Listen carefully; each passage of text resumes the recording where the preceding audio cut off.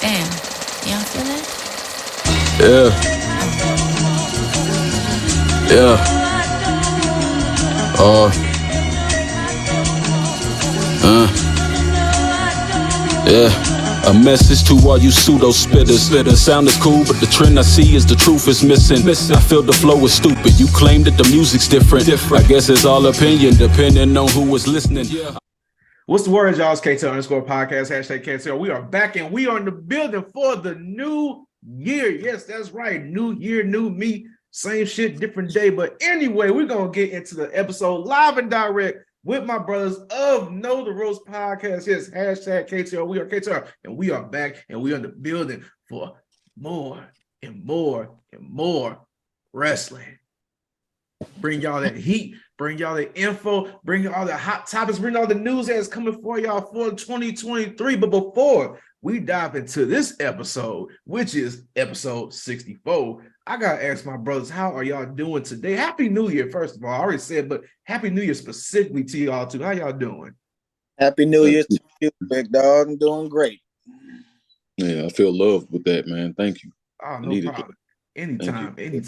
Yeah.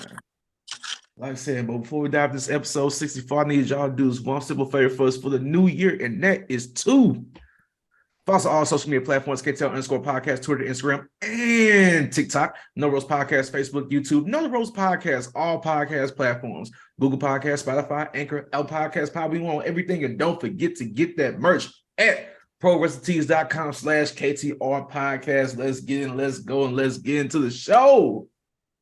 We got a lot to talk about. A lot of things popped up in the recent weeks, especially with this week. And this is perfect timing for this episode to be coming out because that man has made his return.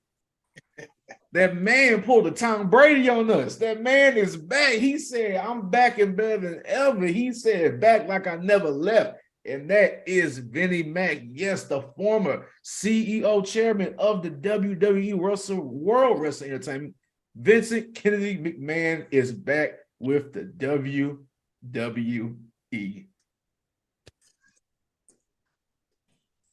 Crazy, right? People didn't think it was gonna last as long. People thought he was gone forever. People thought he might came back, but look, he came back. He's not at the chairman position as of right now, but he is back within the business. So I gotta ask y'all, how y'all feel about it? What y'all think about the news? Carl, let me start off on this one because I got to get this. Have at it, my brother. If Mark Morrison enjoyed wrestling, this would be his favorite moment because it's literally the return of the Mac. And I did not you were funny. This coming. I did not. I mean, I really thought that with Vince McMahon, I knew he was going to try some ways to get back in. But as I'm looking at it, this is one of two ways. One of two things is going on. Either, and which is more likely, he's honestly just back because there is discussions of selling the WWE, and he's still a majority shareholder. So, of course, he wants to be involved in selling a company that he ultimately built, which I completely understand. But the other side of me is saying, yes, he has to be involved. He has to be involved in storylines and what goes on in the show because the last SmackDown of 2023 showed his favorite female wrestler randomly winning the SmackDown Women's Championship. And that has to be a Vince McMahon move. Now, we'll talk about Charlotte later on, but I don't know which side it's on. Of course, the rumors say one thing, but what we're seeing on TV lately says the other. Honestly, if it is more of a business aspect, I'm hoping that it's just it. Triple H and Stephanie, they're still getting a range of running Raw and SmackDown on a regular basis. Obviously, we've seen some ups in the beginning. We see downs, but the last thing we need is good old Vinnie Mac coming back with his classic, wonderful, and star-studded storylines. But that's just my thoughts. I don't think Vince McMahon coming back means anything good for anybody. That's just the high and low of it. He's terrible, man. He was gone. We had hope. Washed away, just like that, with a flick of the wrist. That's all it took. All right, Vinnie Mac is back. He got the reins. He gonna do what he want to do because he is majority shareholder. I do think, honestly, personally, because it's been rumored for years about different buyers and the process of them trying to get the company ready to sell. And especially with COVID, again, they're still trying to recoup from that. Getting rid of the WWE network and selling it to the cock and all that. You know, Vince loves cocks. You know, we all know that. So, yeah, it's bittersweet in my opinion. It hurts the moment. It almost makes it feel like it was a kayfabe moment, like it was just something he's gonna replay in the WrestleMania packages and shit for years to come. You know, triumphant return of the Boss. Just take it with a grain of salt. I don't know what he's gonna do. I hope he's not on TV. I'm not happy about it. I can't imagine anybody really is. I don't know what to expect. You know, I ain't read too much into it or the articles or the blog posts that people were saying about him returning. All I just saw was that he returned to board or something, board director thing position. The board, yeah. Yeah, he returned to the as a position on the board or something like that.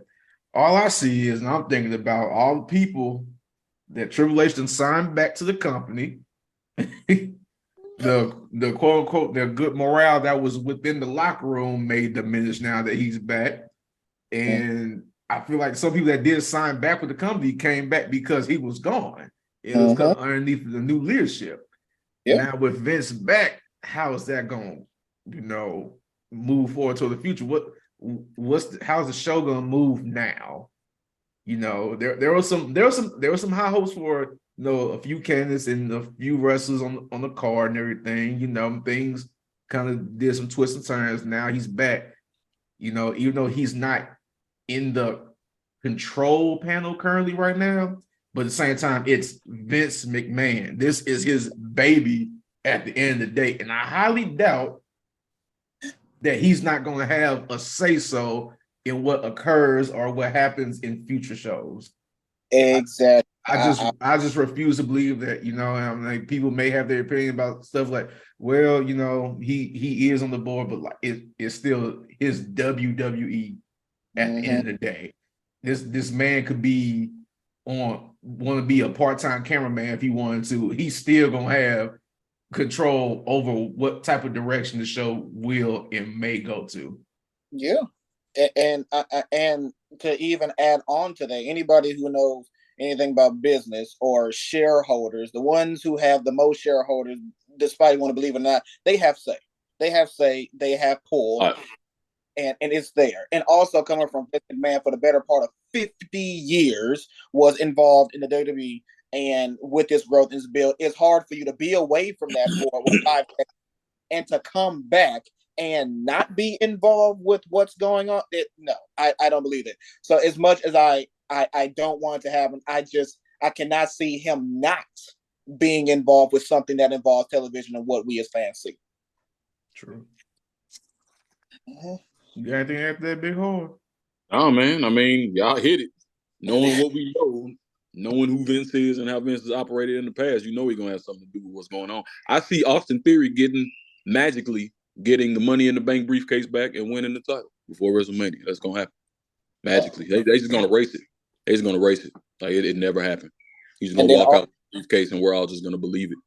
Archer go backstage. He's gonna find a silver trash can and he's gonna find the 24/7 championship, and now it's back. Yep, it's back. I wouldn't be too mad about that. Yep, it's back. Script's gonna come up, get back in the title in the title picture for that 24/7 big scripts. Bring him back. Bring back Reggie. We need Reggie back. I ain't feeling the whole scripts monologue, but it's cool though. But speaking about magic and speaking about titles, we did have a little magic on a previous episode on SmackDown lately, and with a title change at that. And it also happens to deal with Big Harv's favorite female wrestler. And it would happen with his camera go off the screen. This is perfect. Oh man. Breaking news. The Charlotte Flair has made her return back to the WWE on SmackDown. And on top of that, she is now our current reigning, defending WWE Women's SmackDown champion. God is good. That is beautiful. I was happy as hell that happened. They needed her back so bad, and I'm glad the time has come. Please get Ronda Rousey off the mic, get her out the ring, because it was just a whole. I don't want to curse, but it deserves it, a shit show. Yeah. It was time. It was time. It may be rushed in other people's opinions, Harv, but it had to happen. I couldn't wait another couple weeks to the next pay-per-view. I'm not done yet. I'm not done yet. I could not wait another week or to the next pay-per-view to listen to Ronda Rousey walk around this whole industry botching these pay-per-view, botching these promos and everything. We needed Charlotte Flair back bad. We needed her back bad. And then nobody else on that SmackDown women's roster right now currently can lace her boots. And so it was changes. It was needed for the time being. What changes? What changes about the landscape? We have a more credible women's champion on SmackDown who can hold her own in the ring, on versus the same roster of rusty ass people that you're talking about now. Nothing changes. Did we need Charlotte back? Absolutely. That's all I was saying. Absolutely. The unceremonious way, the way that they play hot potato with these titles and with briefcases and with the items that we're supposed to care about and are supposed to be used to build people, that was the laziest shit I've seen in a minute. Like it was infuriating how it happened. Did she deserve to take the title? Yes, she should have taken the title. It should have been an actual match. Hell, even the following week, because Charlotte doesn't need much of a build. It should have been an actual advertised main event match for at least SmackDown. Having her come out for nothing after being gone for so long and beat the same person that she just lost the title to in the first place in a matter of seconds is not entertainment. It's not wrestling. It was nothing. That is my problem with it. Yeah, Charlotte should have took the title from Ronda Rousey. She's been trash. I was one of the people who wanted to give her a chance. We gave her a chance. She's been trash. Promos, wrestling. Yeah, she's been trash. What was who had it right before? Liv Morgan was trash. But they did it properly to get the title off of her. Mm-hmm. My problem is how they are doing it, not what they did. Charlotte should have taken the title from her. Absolutely. Absolutely. You know, I can't stand Charlotte, but she's better than what we had. I'll admit that. She should have gotten the title. The way she got the title was lazy. It was lazy. It was boring. Yeah, people popped because it's Charlotte, but soon they're going to start doing her just like they do Cena because she doesn't earn anything. She didn't earn anything. She had no reason to come out and take the title like that. That was stupid. You can justify it. It's fine. It's perfectly justifiable, but it was goddamn stupid. That was stupid. I couldn't. I mean, I understand your point of view from there. I just couldn't wait another week for Ronda Rousey. You could have. So hold on. I'm sorry. So Cinko, you couldn't wait another week. Well, hell no. I couldn't go into the new year with Ronda Rousey as my champion. Okay, but wait. Okay, as your champion, because even though you couldn't wait another week, they're going to have a storyline. You're going to see Ronda Rousey involved in the championship picture anyway. Because it's a big 4 pay-per-view coming up and her name holds weight. That's the only reason why. Don't matter. But the thing about it, we couldn't have. It's a story. Yeah, but the story is pre-built. This didn't push the story. But if we were going to a Royal Rumble as Ronda Rousey as champion, that means basically the champion like holds it down all the way until the pay-per-view when it comes to like the matches and the promo and stuff like that. I didn't need another 4 weeks of that until the end of January. I didn't. Ronda could have definitely still hold it down. Like, hell no. Really? Yeah, I'm not saying that I want to see see Ronda as champion. What I'm saying is, if what currently happens, Charlotte took the belt, Ronda can be on a rampage, and Charlotte, she could not wrestle. She could not wrestle. She could not do anything leading up to the Royal Rumble. Then Ronda Rousey, she's destroying people. She won her belt back. She don't care. She could be like the dominator going into it, and Charlotte being the underdog because she's probably not doing anything. Like, they could definitely still make Ronda look like this dominant, intimidating individual, especially from how they switched the belts. randomly. And plus, going back on Harv's point, yes, it was lazy. It was the most un-Charlotte Flair entrance. She didn't have a robe. She didn't come in like she normally do, like a prima donna. They even changed up her music, which I'm still wondering what the heck that was. You just got to hear it in person. You got to hear it in person. I mean, okay, that only worked for Roman Reigns. But anyway, he trash talked Ronda Rousey for all of 13, 14 seconds. And then Ronda got into a little hissy fit, say I'm feeling spicy, and then boom, there was a title change. Like I get it, and I agree with Harv. I agree with you saying, yes, Charlotte having the championship, fine. But yes, it was lazy, and yes, this is a pure stamp, and we should have saw beforehand that Vince McMahon was back, because this was clearly a Vince McMahon picking to this. Shoot. Yeah, that's all I'm saying, man. I mean, we don't need Ronda Rousey with the title anymore. They need to build more people, and you're not going to build them against Ronda Rousey. I don't think that she's capable of building and carrying people to a point where they'll be credible enough to win the title. I think Charlotte is. So Charlotte definitely deserved the title. The way they did it was trash. That's all I'm saying. They just did it horribly.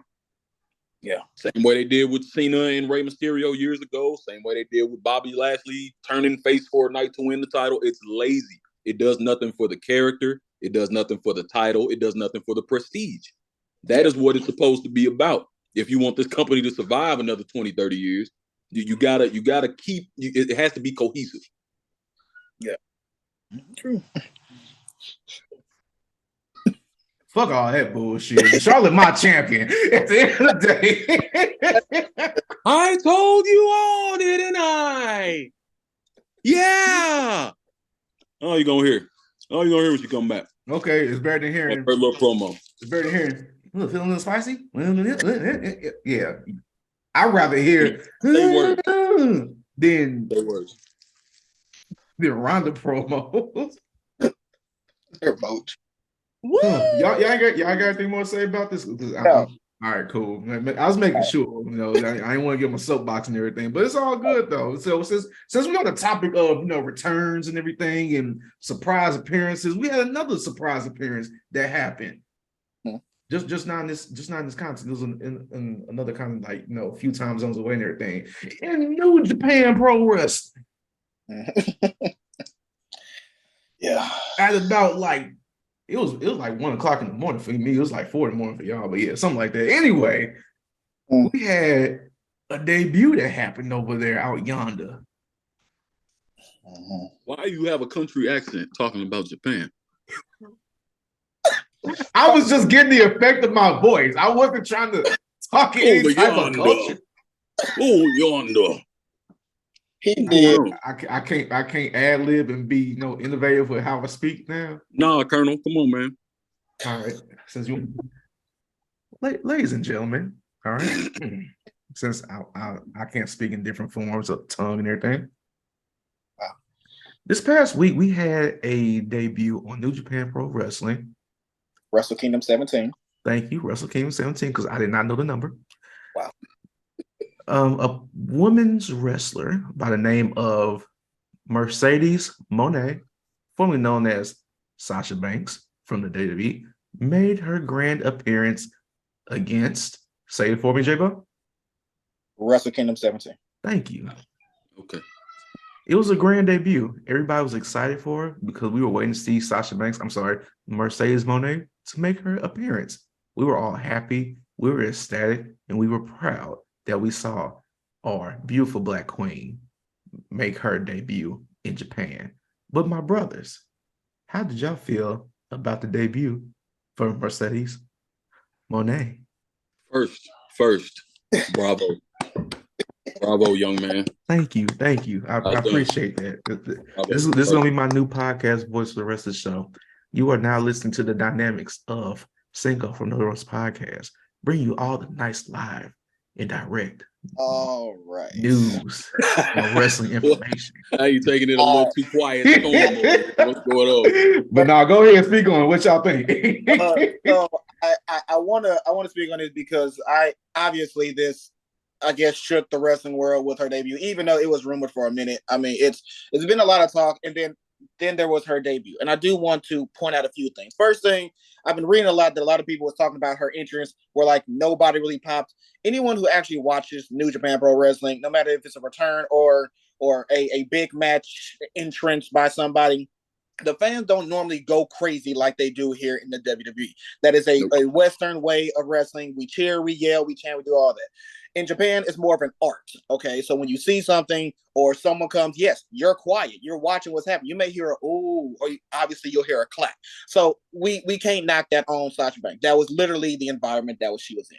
The second thing is a lot of people was talking about her finishing move that she debuted. And I actually thank Cinko because he actually shared the video of her doing the move properly with the help of, wasn't it formerly Kalisto.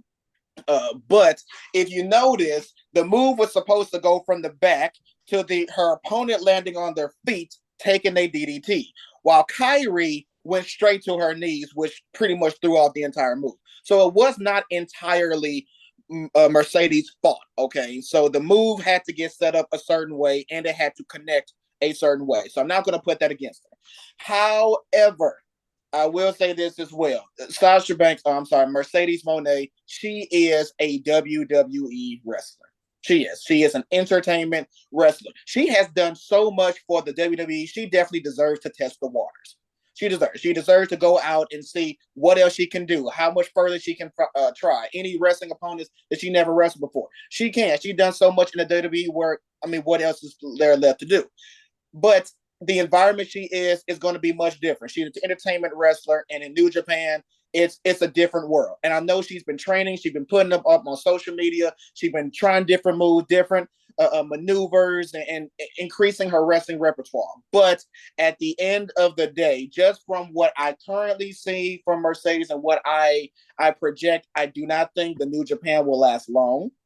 I think she's going to go there. She's going to do a few things, and then she's going to realize, yeah, this is a different world for me. And that's pretty much going to be it. So I do congratulate her on going over, testing the waters, doing something different, but I just don't see this lasting long at all.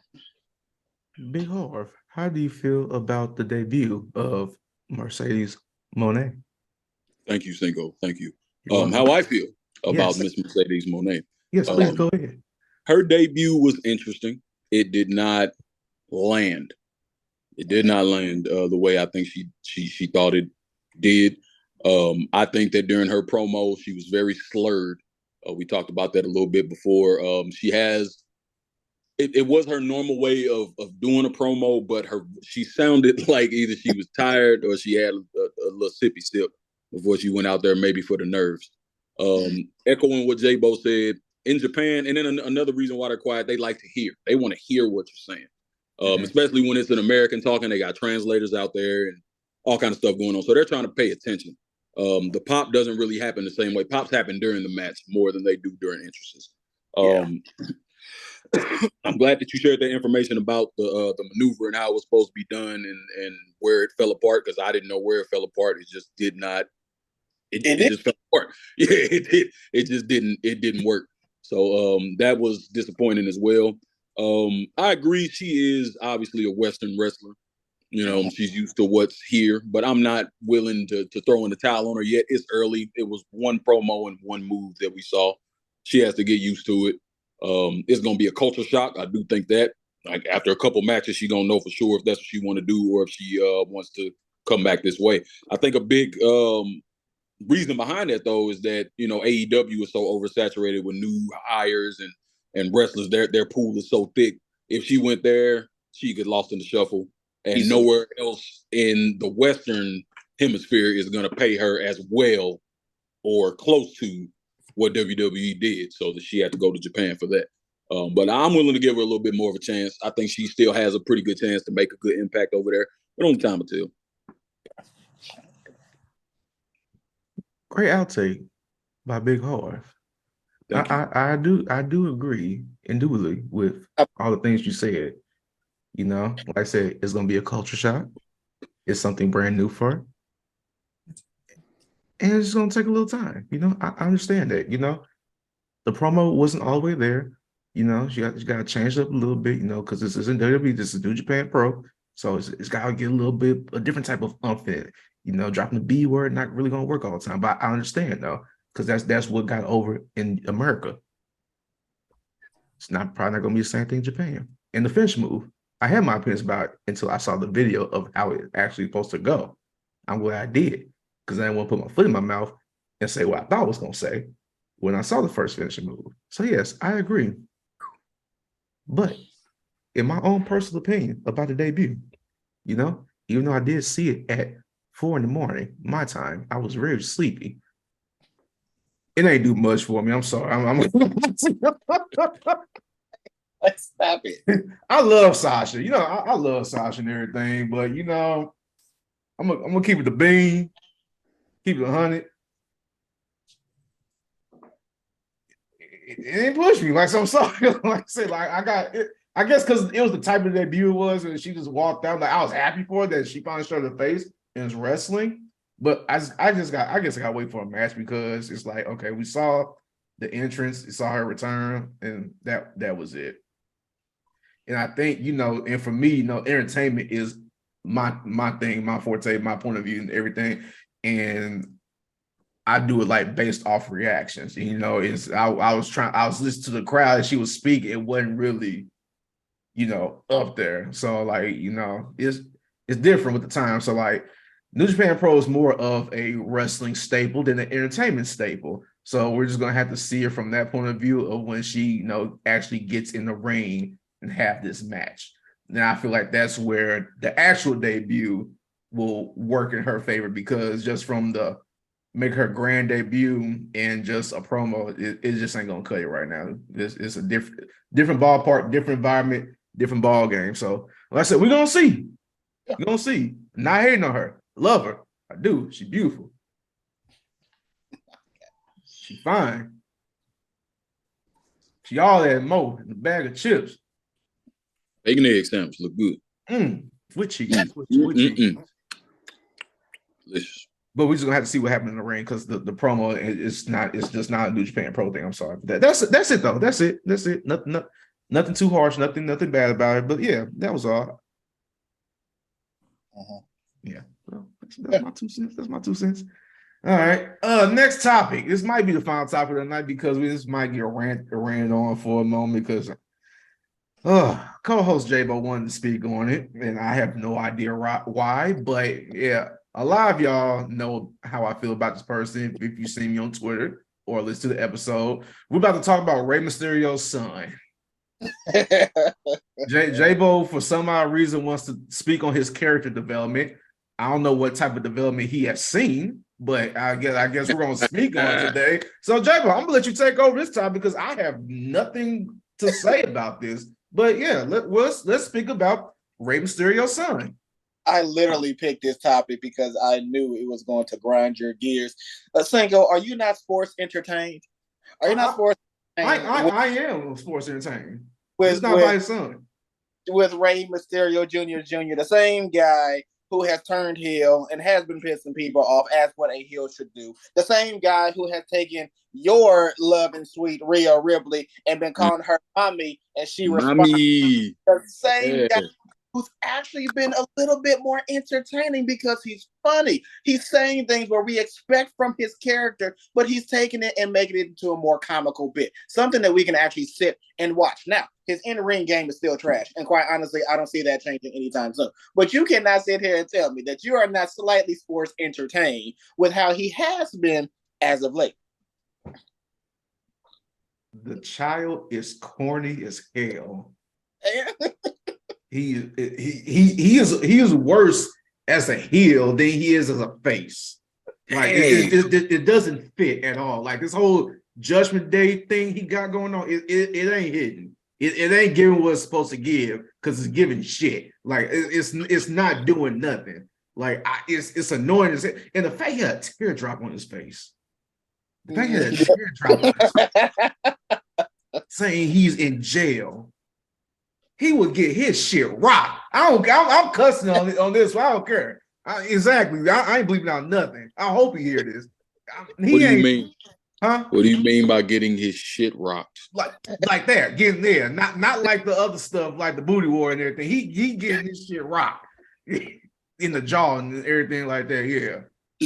Oh my gosh. This man, I'm trying to see where the character development is at. He should stay face. At least when he was face, I was somewhat entertained, probably because he was getting his ass beat. I mean, that kind of helped. But him being a heel, You are just heavily biased, my friend. You truly no, are. this is You real. are. No, you're biased. He is You're horrible. very biased. He's a lot more entertaining. This is now worse he was than as a Jinder face. Mahal having the WWE Championship run. No, Like, it's this bad. Like, how do y'all like this? I didn't say I like it. Hold on, wait. I didn't say I like it. Like we're saying that it is actually better than where it was before. Also, he is doing his job to you. You are becoming more emotionally invested in hating this guy. He is doing his job as a heel. I don't hate him as a character. I hate him as a person. That's why you're biased. You are being absolutely biased. He's a lot more entertaining right now. He does fit in Judgment Day. Judgment Day was failing. They were completely failing. They were a flop before they added him. He's the common denominator in that picture. They were dead on arrival. Nobody cared about Judgment Day no more. Now his wrestling ain't got no better. I wish it would, because I do feel like he has potential. He dropped out. Y'all can take over the show. I'm done. I ain't got nothing to say.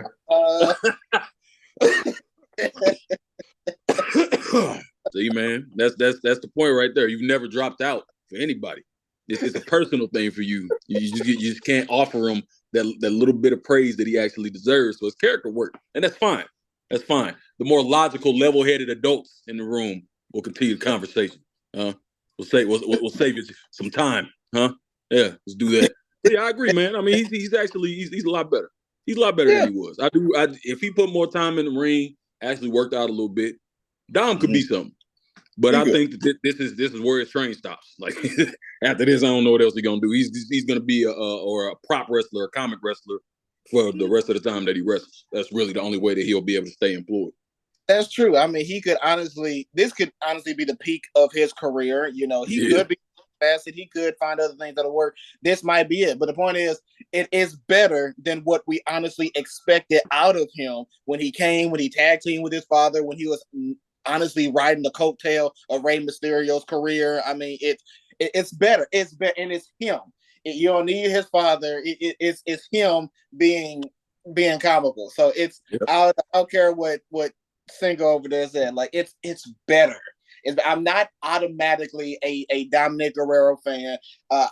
As of right now, I don't see me officially being a fan in the future. But like I gotta give the man credit, because like he actually made me chuckle with the whole police scene. Now, no, I'm not gonna lie. I did chuckle with the whole I just got out of jail scene, because it was so hard to watch. It was like a train wreck. You know, you just could not stop watching. You could not stop listening to it. Like I don't care, Cinko. It was great for what I expect out of Dominic Guerrero. It was great. Cinko, go ahead, turn on the daggone camera. He's a child. Y'all just cool.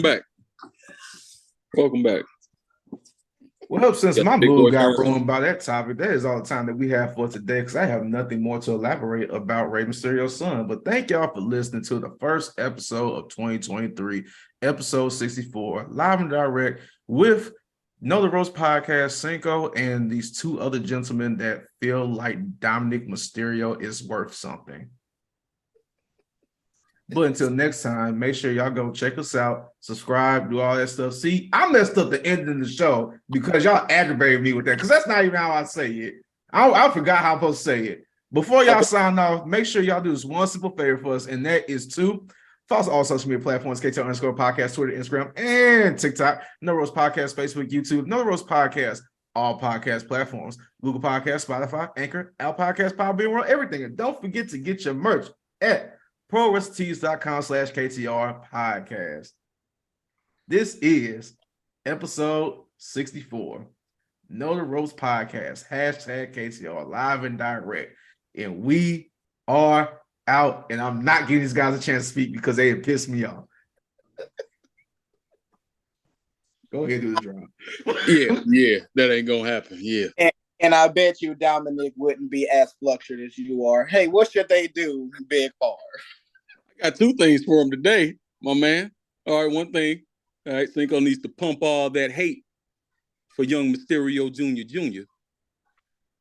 Number two, pump those numbers. Yeah. That don't compute in my mind, I must be out of mind. Black fist high, rally up before we out of time.